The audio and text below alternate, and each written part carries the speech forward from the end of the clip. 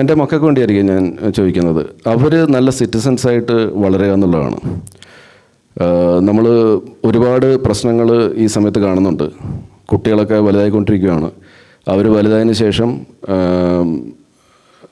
നല്ല രീതിയിൽ, അതായത് നല്ല സിറ്റിസൺസ് പറഞ്ഞാൽ മനസ്സിലായല്ലോ, അതായത് ഇന്ത്യയിൽ എന്താണ് റൂൾസ് അത് പാലിച്ച് വളരുന്ന, അല്ലെങ്കിൽ അത് പാലിച്ച ഒരു സിറ്റിസൺസ് ആയിരിക്കണം ഇവർ. അത് പാലിച്ചുകൊണ്ട് മുമ്പോട്ട് പോകുന്നത്. അവർക്ക് നല്ല എഡ്യൂക്കേഷൻ അവർക്ക് കിട്ടണം. അതിന് പരമാവധി നമ്മൾ ശ്രമിക്കുന്നുണ്ട്. അവരവരുടെ സ്വന്തം കാലിൽ നിൽക്കണം. ഇത് ഞാൻ സെൽഫിഷായിട്ട് പറയുമല്ല. എന്താണെന്ന് വെച്ചാൽ, ഇപ്പം നിങ്ങൾക്ക് മക്കളുണ്ടെങ്കിൽ, അല്ലെങ്കിൽ നാളെ മക്കളുണ്ടാവുകയാണെങ്കിൽ, നിങ്ങളെന്തായാലും ഉണ്ടല്ലോ ഈ വരം നിങ്ങളുടെ മുമ്പിൽ ദൈവം വരുമ്പോഴത്തേക്കും ചോദിക്കാൻ. ഞാൻ അതും കൂടെ ചോദിക്കണ്ടല്ലോ. ദൈവത്തിൻ്റെ ഒക്കെ അത്രയും നമ്മൾ ലോഡുണ്ടല്ലോ. അപ്പം ഞാൻ എൻ്റെ കാര്യം മാത്രം ചോദിക്കുന്നതാണ്. പക്ഷേ എനിക്ക് എല്ലാവരും നന്നാവണമെന്നാണ് ആഗ്രഹം. I am with everyone. എൻ്റെ പ്രയറിൽ എല്ലാവർക്കും ഹെൽത്തും വെൽത്തും ഒക്കെ കൊടുക്കണമെന്നാണ് എൻ്റെ പ്രയറിൽ ഒരു ലൈൻ. എല്ലാ ദിവസവും ഞാൻ ചൂടുകാലത്ത് 3 പ്രാവശ്യം കുളിക്കും, ഷൂട്ടിങ്ങിലല്ലെങ്കിൽ. നോർമൽ കാലാവസ്ഥയിൽ ചിലപ്പോൾ 1 പ്രാവശ്യമൊക്കെ കുളിക്കുകയുള്ളൂ. പക്ഷേ കുളിച്ച് കഴിഞ്ഞാൽ അപ്പം ഞാൻ പ്രാർത്ഥിക്കും. അതൊരു ശീലമാണ്. അപ്പോൾ എനിക്ക് കറക്റ്റായിട്ടൊരു ലൈൻസ് ഉണ്ട്. ഈ 10 ലൈൻ ഞാൻ എല്ലാ ദിവസവും പറയും. അതിലൊന്ന്, എല്ലാവർക്കും, അതിൻ്റെ ശത്രു ആയാൽ തന്നെ അവർക്കും ഹെൽത്തും വെൽത്തൊക്കെ ദൈവമേ കൊടുക്കണമെന്നാണ് എൻ്റെ പ്രാർത്ഥന.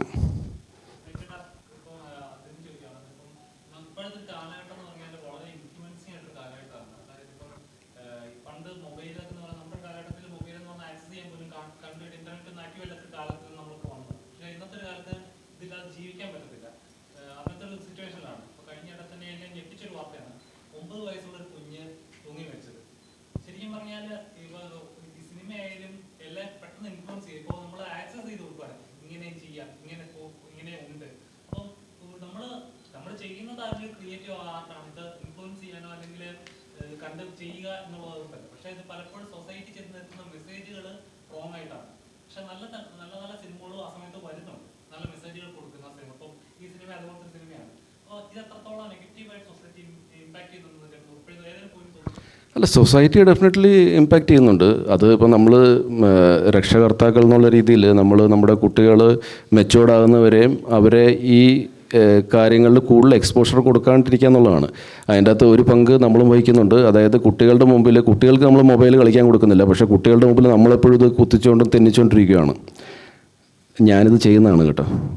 എൻ്റെ ഭാര്യ പറഞ്ഞു തന്ന കാര്യമാണ് ഞാനിപ്പോൾ പറയുന്നത്. എൻ്റെ ഭാര്യയ്ക്ക് കുറച്ചുകൂടെ she is much more matured than me. പെണ്ണുങ്ങൾ അങ്ങനെയാണല്ലോ. ഇപ്പം റിട്ടൺ ആൻഡ് ഡയറക്റ്റഡ് ബൈ ഗോഡിലെ എൻ്റെ ഭാര്യയുടെ കാര്യം നിങ്ങൾക്കറിയില്ലേ. ഞാൻ ചിന്തിക്കുന്നത് ഞാൻ നന്നാവാൻ വേണ്ടിയാണ്. പക്ഷേ എൻ്റെ ഭാര്യ ആദ്യമേ ചിന്തിച്ചിരുന്നത്, ദൈവത്തിനോട് പ്രാർത്ഥിച്ചുകൊണ്ടിരുന്നത് മകൾ സംസാരിക്കണമെന്നുള്ളതാണ്. ഞാൻ ലാസ്റ്റ് ഇത്രയും ബുദ്ധിമുട്ടുകളൊക്കെ ഫേസ് ചെയ്തിട്ട് ദൈവം എൻ്റെ മുമ്പിൽ വന്ന് ബുദ്ധിമുട്ടുകളൊക്കെ ഫേസ് ചെയ്ത് ലാസ്റ്റ് ദൈവം എക്സാമ്പിൾസ് എൻ്റെ മുമ്പിൽ ഇങ്ങനെ ഇട്ടുകൊണ്ടിരിക്കുകയാണ്. എന്നിട്ടാണ് എനിക്ക് മനസ്സിലാവുന്നത് ഞാൻ സെൽഫിഷ് ആയിരുന്നു എന്നുള്ളത്. എന്നിട്ടാണ് ഞാൻ പറയുന്നത് എനിക്കെൻ്റെ മോള് സംസാരിക്കണമെന്നാണെന്ന്. അപ്പോൾ അത് പറഞ്ഞ പോലെ നമ്മൾ ഈ ഗാഡ്ജറ്റ്സ് പിള്ളേരുടെ മുമ്പിൽ യൂസ് ചെയ്യാണ്ടിരിക്കുക, ആവശ്യത്തിന് മാത്രം. ഇപ്പോൾ ഒരു കോൾ വരുവാണെങ്കിൽ നമുക്ക് സംസാരിക്കാം, അത് മണിക്കൂറുകളോളം സംസാരിക്കല്. സോഷ്യൽ മീഡിയ യൂസ് ചെയ്യുന്ന ആൾക്കാർ അതിൽ തന്നെ തെന്നിച്ചുകൊണ്ടിരുന്നാൽ ഡെഫിനറ്റ്ലി അവർക്കും തോന്നും അച്ഛനും അമ്മയും ചെയ്യുന്നുണ്ടല്ലോ, പിന്നെ നമുക്ക് എന്താണത് തെന്നിച്ചുകൊണ്ടിരുന്നാൽ. സോ നമ്മൾ തന്നെ അത് ശീലിച്ചു തുടങ്ങണം. സോ ഞാനിപ്പോൾ കുറച്ച് കൺട്രോളിലാണ്. ഇപ്പം താങ്കൾ പറഞ്ഞ ഇങ്ങനത്തെയുള്ള പല കേസസും ഞാനും വായിക്കുന്നുണ്ട്, കേൾക്കുന്നുണ്ട്. അപ്പം അറ്റ്ലീസ്റ്റ് വീട്ടിൽ പിള്ളേരോടെങ്കിലും നമ്മളത് അങ്ങനെ സംഭവിക്കാതിരിക്കട്ടെ, അതിനു വേണ്ടി നമുക്ക് എന്തൊക്കെ പ്രിക്കോഷൻസ് എടുക്കാൻ പറ്റുമോ അതൊക്കെ ഞാൻ എടുക്കുന്നുണ്ട്.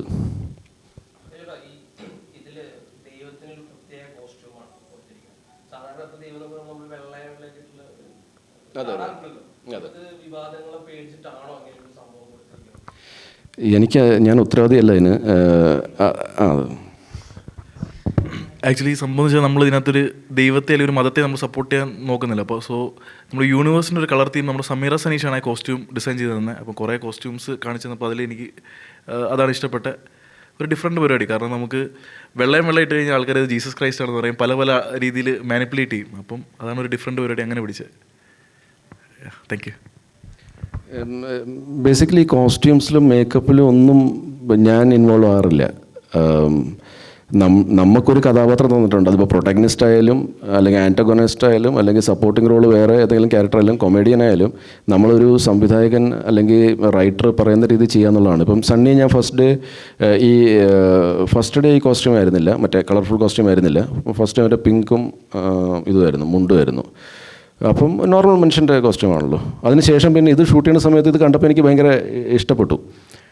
പക്ഷേ ഇപ്പം താങ്കൾ ചോദിച്ച പോലെ ആ ചോദ്യം എൻ്റെ മനസ്സിൽ വന്നില്ല, എന്തുകൊണ്ടായിരിക്കുമെന്ന്. പക്ഷേ സിനിമ കണ്ടു കഴിഞ്ഞപ്പോഴത്തേക്കും ഇപ്പം ഫെബി പറഞ്ഞ പോലെ തന്നെ നമുക്കൊരു കാര്യം മനസ്സിലായി, നമ്മൾ മതം പറയുന്നേയില്ല ഇവിടെ.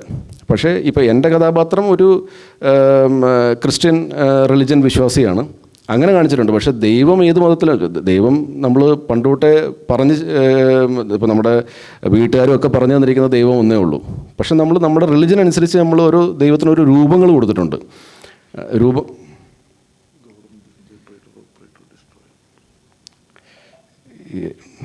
എനിക്ക് കന്നഡ ഇല്ലാണ്ട് വായിക്കാൻ പറ്റില്ല, നീ തന്നെ പറ.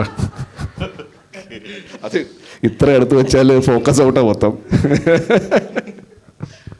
വേറെ ഒന്നുമല്ല, ഗോഡിൻ്റെ ഫുൾ ഫോം അറിയാമോ? ഗോഡിൻ്റെ ജനറേറ്റർ, ഓപ്പറേറ്റർ, ഡിസ്ട്രോയർ, അങ്ങനെയാണ് ആക്ച്വലി. ഒരു ക്രിയേറ്റർ ഓഫ് ദി യൂണിവേഴ്സ്, ആ രീതിയിൽ തന്നെയാണ് നമ്മൾ ദൈവത്തെ ഇതിനകത്ത് പ്രസൻറ്റ് ചെയ്തേക്കുന്നത്. ആ ആ ഓക്കെ, ഇല്ല, ബട്ട് അതിനകത്ത് വേറൊരു ക്യാരക്ടറും ഉണ്ട്, ഒരു ഹിന്ദു ക്യാരക്ടറും ഉണ്ട്. അപ്പോൾ അതും ഒന്നോ യെസ്. അപ്പോൾ ആളെയും ദൈവം സഹായിക്കുന്നുണ്ട്. പിന്നെ അഭിഷേക് രവീന്ദ്രൻ എന്ന ക്യാരക്ടർ, അതും ഒരു ഹിന്ദു ക്യാരക്ടറാണ്, ക്രിസ്ത്യൻ ദൈവമല്ല.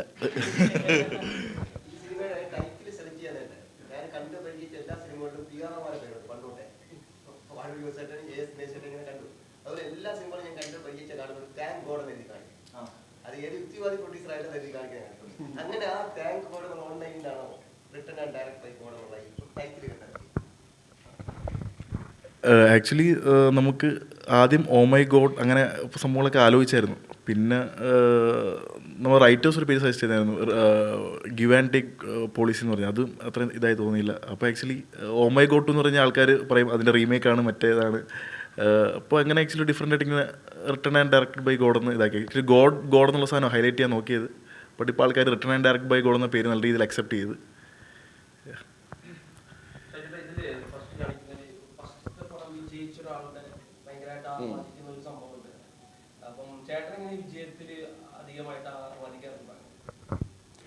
ഞാനൊരു ഘട്ടം വരെയും എനിക്ക് ആഗ്രഹമുണ്ടായിരുന്നു ആഹ്ലാദിക്കണമെന്ന്.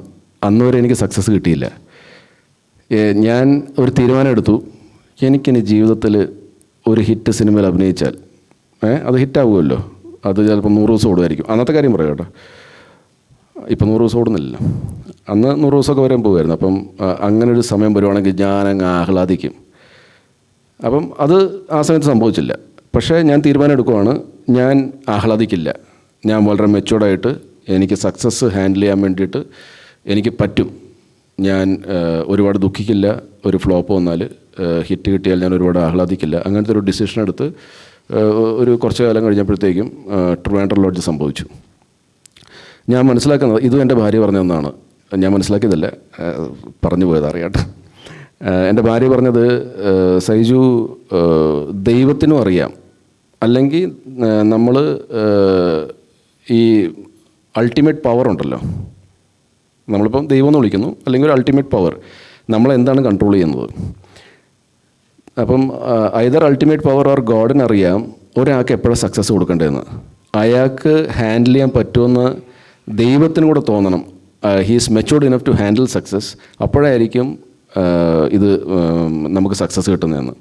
അപ്പം ഞാൻ അത് പറഞ്ഞതുകൊണ്ട് ഞാൻ സ്വന്തമായിട്ട് മെച്ചുവർഡാണെന്നും തീരുമാനിച്ചതല്ല. പക്ഷേ ഒരു ഘട്ടം കഴിഞ്ഞപ്പോഴത്തേക്കും ഒരുപാട് തോൽവികൾ, ഒരുപാട് എന്താണ് ആൾക്കാർ ഇഗ്നോർ ചെയ്യുന്നതും, അത് പലരും, ഇപ്പം ഇൻഡസ്ട്രിയിൽ നിന്ന് ഞാൻ പറയുന്നില്ല, അല്ലെങ്കിൽ സാധാരണ ജനത്തിൽ നിന്ന് ഞാൻ പറയുന്നില്ല, പക്ഷേ അങ്ങനെയുള്ള ഒരുപാട് ഹേർഡിൽസ് ഞാൻ കണ്ടതുകൊണ്ട് എനിക്ക് പിന്നെ ഒരു സക്സസ് വന്നപ്പോഴത്തേക്കും എനിക്കറിയാം ഇത് ലിമിറ്റഡ് പീരിയഡ് ഓഫറാണ് ദൈവത്തിൻ്റെ, ഇത് അധികം കാലം കാണൂല.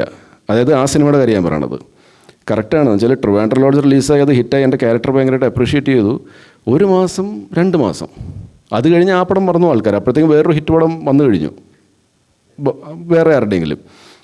അപ്പോൾ ട്രിവാൻഡ്രം ലോഡ്ജ് മറന്നു. പിന്നെ നമ്മൾ അടുത്തൊരു ഹിറ്റ് കൊടുക്കണം.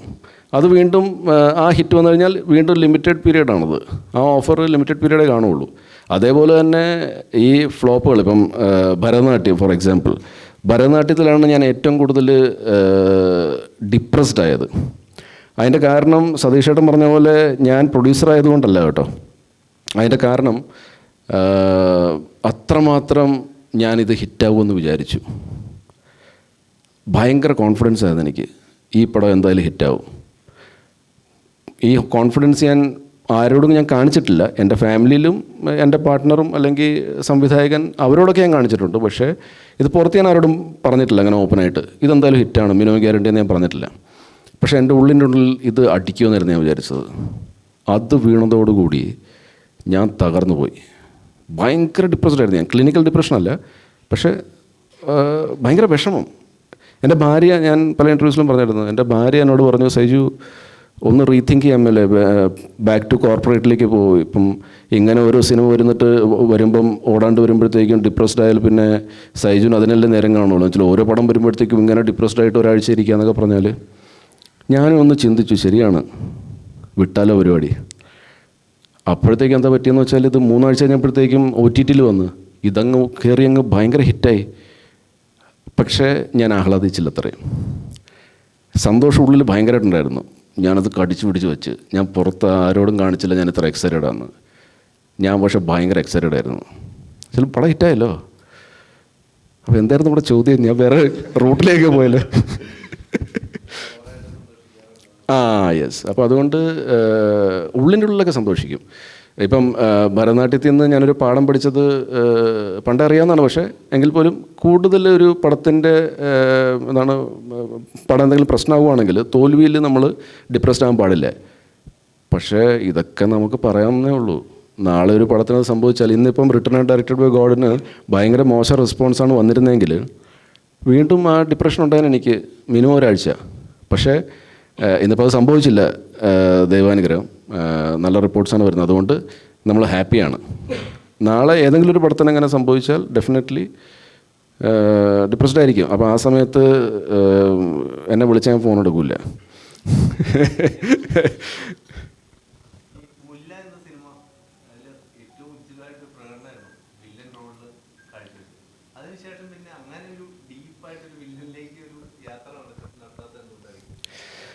ഈ നമ്മുടെ ലുക്കിന് ഒരുപാട് ചേഞ്ചസ് വരുമല്ലോ.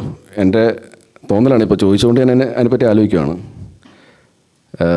എന്നോട് എൻ്റെ ഒരു ഫ്രണ്ട് ആക്ടർ പറഞ്ഞതാണ്, ഒരുപക്ഷെ 2012 സെപ്റ്റംബറൊക്കെ ആയപ്പോഴായിരിക്കും സൈജുവിൻ്റെ മുഖത്തിന് കോമഡി ചെയ്യാൻ പറ്റിയൊരു ഫേസായി പാകപ്പെട്ടത്. അതുകൊണ്ടായിരിക്കും ട്രിവാൻഡ്രം ലോഡ്ജിൽ അത് കിട്ടുകയും അത് സക്സസ്ഫുൾ ആയത്. അപ്പോൾ അത് പറഞ്ഞ പോലെ ചിലപ്പോൾ അതിനുശേഷം ഒരു റൈറ്ററിനോ ഡയറക്ടറിനോ എന്നെ ഒരു നെഗറ്റീവ് ക്യാരക്ടറിൽ പ്ലേസ് ചെയ്താൽ അത് ഓക്കെ ആയിരിക്കും എന്ന് തോന്നിക്കാണൂല. അന്നുവരെയും ഇപ്പം ഹലോ, ബാബ കല്യാണി, മുല്ല, ഇതിൽ 3ലാണ് ഞാൻ വില്ലനായിട്ട് അഭിനയിച്ചിരിക്കുന്നത്. പിന്നെ അതിനുശേഷം ലെഫ്റ്റിൽ 2 സീനിൽ അത് നെഗറ്റീവ് ക്യാരക്ടറാണ്. പിന്നെ അങ്ങനെ ഒരു ഭീകര നെഗറ്റീവ് എനിക്ക് കിട്ടിയിട്ടുമില്ല, കിട്ടാത്തത് കൊണ്ട് ഞാൻ ചെയ്തിട്ടുമില്ല. അപ്പം ഒരുപക്ഷെ ആ സമയമൊക്കെ ആയിരിക്കും എൻ്റെ കറക്റ്റ് നെഗറ്റീവ് ക്യാരക്ടർ. ഇപ്പം നെഗറ്റീവ് ക്യാരക്ടർ ചെയ്യാൻ പറ്റിയൊരു ഫേസ് അങ്ങനെ പ്രത്യേകിച്ച് ഫേസ് ഒന്നും ഇല്ലല്ലോ. ഇപ്പം സുന്ദരന്മാർക്കും ചെയ്യാം, സുന്ദരന്മാരല്ലാത്തവർക്കും ചെയ്യാം.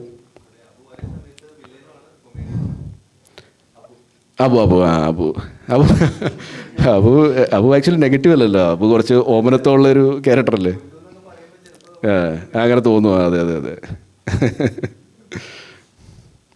ആസ്വാദന രീതി എന്ന് പറഞ്ഞാൽ ഞാൻ എൻ്റെ പടം ഇല്ലായിരുന്നെങ്കിൽ ഞാൻ ഉറപ്പായിട്ടും ചോട്ടാ മുംബൈക്ക് പോകും. ചോട്ടാ മുംബൈ ഞാൻ ഓൾറെഡി കണ്ട പടമാണ്. എൻ്റെ വൺ ഓഫ് മൈ ഫേവറേറ്റ് സിനിമയാണത്. അപ്പോൾ ഉറപ്പായിട്ടും ഇന്നിപ്പോൾ പുതിയ കളർ ഗ്രേഡിങ്ങിലും പുതിയ സൗണ്ട് എഫക്റ്റിലൊക്കെ വരുമ്പോഴത്തേക്കും അതൊന്ന് അനുഭവിക്കാൻ വേണ്ടി ഞാൻ ഉറപ്പായിട്ടും ഞാൻ പോകും. അപ്പം ഫസ്റ്റ് ചോയ്സ് എപ്പോഴും അതായിരിക്കും. ഇന്നിപ്പോൾ എൻ്റെ സിനിമ റിലീസായതുകൊണ്ടാണ് ഞാൻ ആദ്യം അത് കാണാൻ വേണ്ടി പോയത്. അതർവൈസ് അത് ബട്ട് നാച്ചുറൽ അല്ലേ. നമ്മൾ പണ്ട് ഇഷ്ടപ്പെട്ട ഒരു പടം അതും ലാലേട്ടൻ്റെ പോലത്തെ ഒരു ലെജൻഡിൻ്റെ പടമൊക്കെ വരുമ്പോഴത്തേക്കും ഓൾറെഡി ഹിറ്റായ എത്രയോ നാളോടിയ പടം അത് വീണ്ടും നമുക്കൊരു പുതിയ രൂപത്തിൽ വരുമ്പോൾ ആ പുതിയ രൂപത്തിൽ എങ്ങനെയാണ് വന്നിരിക്കണമെന്ന് കൂടെ അറിയാൻ വേണ്ടി ഡെഫിനറ്റ്ലി ഒരിത് കാണൂല്ലേ. അപ്പം അത് അങ്ങനെയാണത്. അത് naturally it's like that.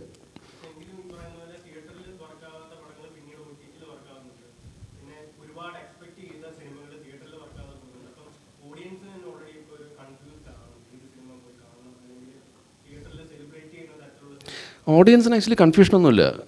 Our already തീരുമാനം എടുത്ത് കാണും ഏത് സിനിമ കാണേണ്ടത് കാണാത്തതെന്ന്. Audience are not confused. നമ്മൾ ഒരു പാക്കേജായിട്ട് എങ്ങനെയാണിത് ആൾക്കാരിലേക്ക് എത്തിക്കുന്നത് അതിൽ ഡിപ്പെൻഡ് ചെയ്യും.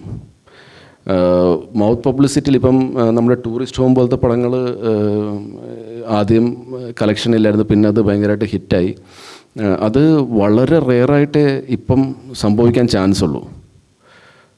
പണ്ടൊക്കെ ആയിരുന്നെങ്കിൽ ഈ പറഞ്ഞ പോലെ ഒരാഴ്ച കഴിയുമ്പോഴത്തേക്കും ചില സിനിമകളൊക്കെ ഞാൻ കിട്ടുന്നുണ്ട്. ഒരാഴ്ച വരെ ആളില്ലായിരുന്നു, പിന്നെ ഉടനെ പിന്നെ പെട്ടെന്ന് അങ്ങ് കയറി. ഇപ്പം ഫോർ എക്സാമ്പിൾ ഇപ്പം ക്ലാസ്മേറ്റ്സ് എനിക്ക് ഓർമ്മയുണ്ട്. ആദ്യത്തെ ദിവസം അത്രയും തിരക്കില്ലായിരുന്നു, പക്ഷേ പിറ്റേ ദിവസം തൊട്ട് ഭയങ്കര ഹിറ്റായി. അപ്പം അങ്ങനെയൊക്കെ സംഭവിച്ചിട്ടുണ്ട്. ഇപ്പം എൻ്റെ ഓർമ്മയിൽ സംഭവിച്ചിട്ടുണ്ട്. പക്ഷേ ഇപ്പം അതിനുള്ളൊരു സ്പേസ് ഇല്ല. ആ സ്പേസാണ്, അതായത് ഈ 2 ദിവസം കഴിഞ്ഞിട്ട് ഹിറ്റാകുന്ന അല്ലെങ്കിൽ ഒരാഴ്ച കഴിഞ്ഞിട്ട് ഈ കളക്ഷൻ വരുന്നൊരു സ്പേസിലേക്കാണ് ഇപ്പോൾ OTT അല്ലെങ്കിൽ സാറ്റലൈറ്റ് വന്നിരിക്കുന്നത്. അപ്പോൾ ആൾക്കാർ അവിടെ കൂടുതലും OTT, ബിക്കോസ് നമ്മുടെ സമയം അനുസരിച്ച് അത് കാണാം. So yeah.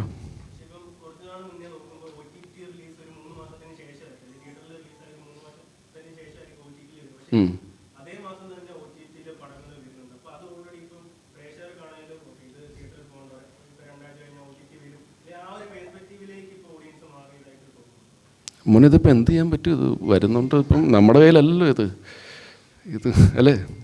ഇപ്പം ഞാനൊരു ആക്ടറാണ്. ഇപ്പം ഞാൻ ഒരു പടം പ്രൊഡ്യൂസ് ചെയ്തു. പ്രൊഡ്യൂസർ എന്നുള്ള പേരേ ഉള്ളൂ. അതിൻ്റെ അകത്ത് പ്രൊഡക്ഷനിൽ എന്ത് നടന്നെന്നുള്ളത് എനിക്ക് വലിയ വ്യക്തതയില്ല.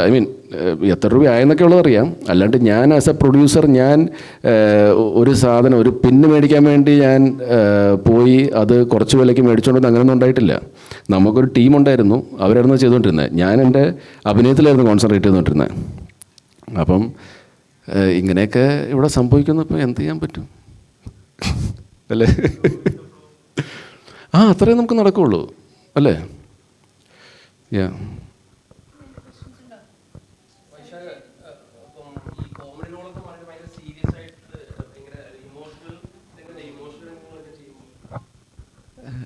എന്താ പറയുക, എനിക്ക് അങ്ങനത്തെ റോൾസാണ് കുറച്ചുകൂടി ഇഷ്ടം. കുറച്ച് സീരിയസ് പരിപാടികൾ. കോമഡി ഇഷ്ടമല്ലെന്നല്ല, എനിക്ക് കോമഡി ചെയ്യാൻ കുറച്ചുകൂടി പാടാന്ന് തോന്നുന്നു. അപ്പം എനിക്ക് വളരെ നല്ല എക്സ്പീരിയൻസ് ആണ്. കാരണം ഇവർ സ്റ്റോറി എൻ്റെ അടുത്ത് നരേറ്റ് ചെയ്യുമ്പോൾ തന്നെ എനിക്ക് ആ ക്യാരക്ടർ ഭയങ്കരമായിട്ട് കിട്ടുന്നുണ്ടായിരുന്നു. ആ ക്യാരക്ടർ കടന്നു പോകുന്നൊരു പരിപാടി എനിക്കത് കിട്ടുന്നുണ്ടായിരുന്നു. അപ്പോൾ അത് തന്നെയാണ് മെയിൻലി അത് ചെയ്യാനുള്ളൊരു ഇതും എന്ന് പറഞ്ഞാൽ ഏകദേശം എൻ്റെ ഏജല്ല, എന്നൊക്കെ കുറച്ചുകൂടി എൻ്റെ അനിയൻ്റെയൊക്കെ ഏജുള്ളൊരു ക്യാരക്ടറായിരിക്കും ഈ സിനിമയിലുള്ളത്.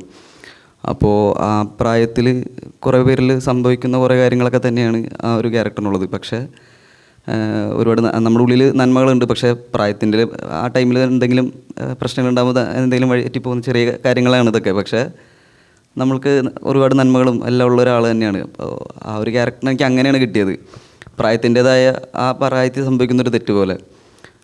അപ്പോൾ അത് തന്നെയായിരുന്നു എനിക്ക് മെയിൻലി ആ ഒരു ക്യാരക്ടറിൻ്റെ ഇമോഷൻ കിട്ടാനുള്ളൊരിത്. പിന്നെ സഹിച്ചേണ്ട ഒപ്പമായിരുന്നു കൂടുതലും പരിപാടികൾ.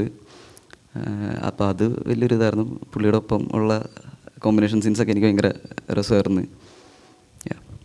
Thank you.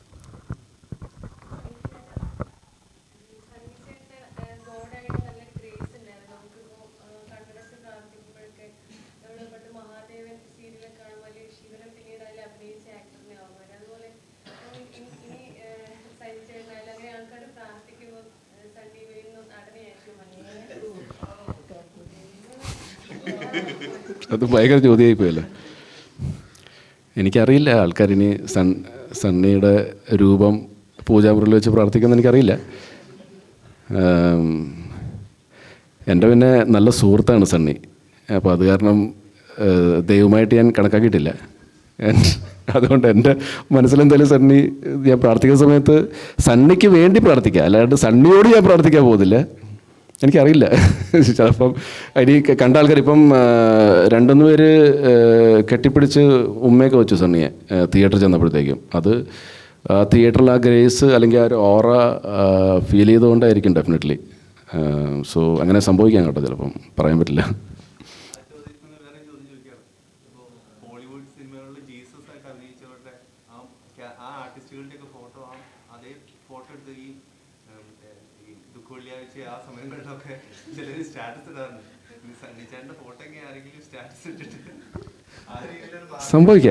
സംഭവിക്കാം, അത് പറയാൻ പറ്റില്ല.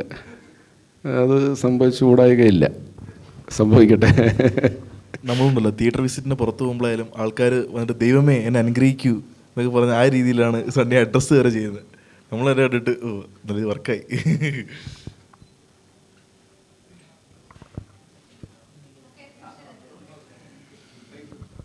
Thank you.